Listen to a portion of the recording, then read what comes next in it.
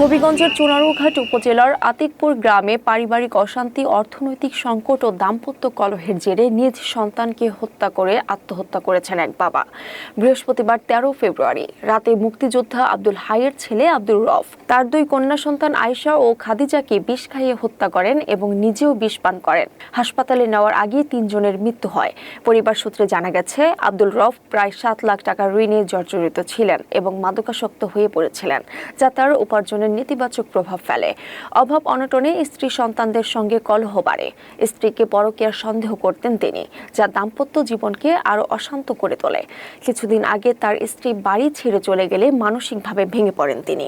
চুনারুঘাট থানার ওসি জানিয়েছেন, প্রাথমিক তদন্তে পারিবারিক ও আর্থিক সংকটের কারণ হিসেবে ধরা হচ্ছে। স্থানীয়রা মনে করছেন, সময় মতো সহায়তা পেলে হয়তো এই ঘটনা এড়ানো যেত। বুধবারের সকালবেলায় ৯:১০ দিকে আমরা গেছি আলু তোলা গেছি। যাওয়ার পরে আমরা ১২টার দিকে বা ১টার দিকে আমরা আইসি বাড়ি।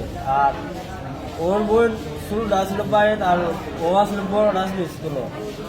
আমরা বাড়িতে জিজ্ঞাসি তোমার মুখোশ ওয়া মুখে লাগা মোরসা লেগা শুরুটা হইতেছে।